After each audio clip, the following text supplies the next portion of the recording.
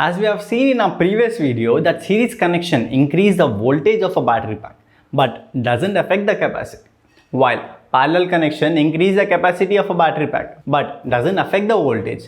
So how do we increase both simultaneously? We will simply combine both series and parallel connections together. Let's see how we do it.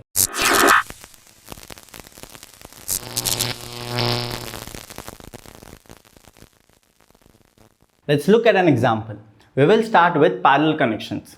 Let's take the same 3.7 volts, 3.5 Ah lithium-ion cells from our previous videos and wire them in parallel. This will effectively turn those three cells into one large cell that maintains its 3.7 volts nominal but now has combined capacity of 10.5 Ah, which can be calculated as the total capacity is equals to 3 cells in parallel into 3.5 Ah per cell, which gives us 10.5 Ah. Now let's do it again. This time we will take additional 3 cells and combine them in parallel, just like the first 3. Now we have 2 small battery packs of 3 cells each. Both packs are 3.7 volts nominal and have a capacity of 10.5 amp hours. Alright then, are you ready to go nuts? Because I am. Let's combine those 2 packs in series.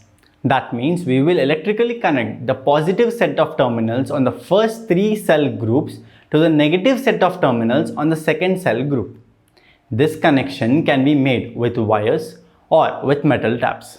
By joining the 2 parallel groups in this way, we would create a series connection between 2 3-cell parallel groups. Now, to calculate the new voltage of the combined battery pack, we just multiply the voltage of each cell by number of cell groups in series, which in this case is 2.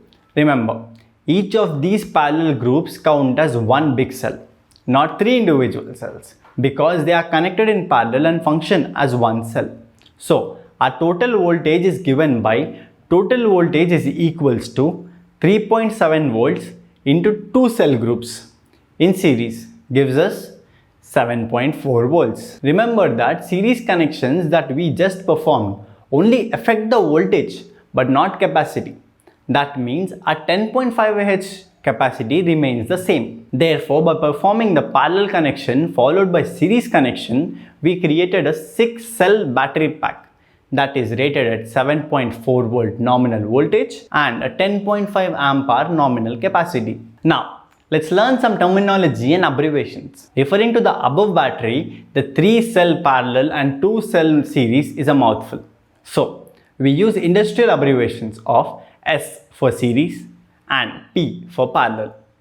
The battery we created in the example above would be referred to as 2S 3P battery, as it has 2 series groups of 3 parallel cells each. A 3S 3P battery would be made by following the exact same instructions as the above example, except that we would make 3 parallel groups in the beginning and then connect the third group in series as well. That 3S 3P battery would be an 11.1 volt 10.5 amp hour battery. If we use the same cell to create a 13S 4P battery, it would be rated at 48 volts 14 Ah, which can be calculated as total voltage is equal to 13 cells in series into 3.7 volts per cell, which gives us 48 volts, and total capacity is equals to 4 cells in parallel into 3.5 Ah per cell, which gives us 14 Ah.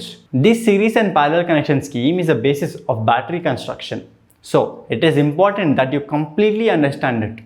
Screwing up the series and parallel connection will not only result in your battery pack specifications wrong, but is also very likely to lead to a short circuit in the battery pack. Creating a short circuit in lithium battery is a dangerous situation that we shall learn more about that in our further videos. So if you double check on that, then you're good to go on series and parallel connection. Let's have a little pop-up quiz now.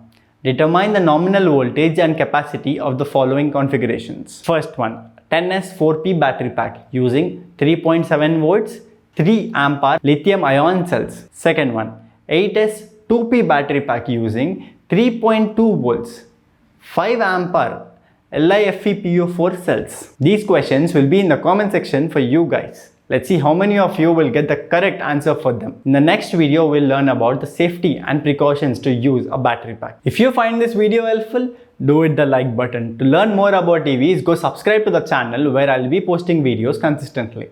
Check out the website given in the description where you can upload blogs, resolve your queries, and can also watch our previous videos with a clear and detailed explanation. There is a community page completely dedicated for EV enthusiasts around the globe. In the upcoming videos, we'll learn about safety and precautions to use a battery pack. Thank you for watching. Happy learning.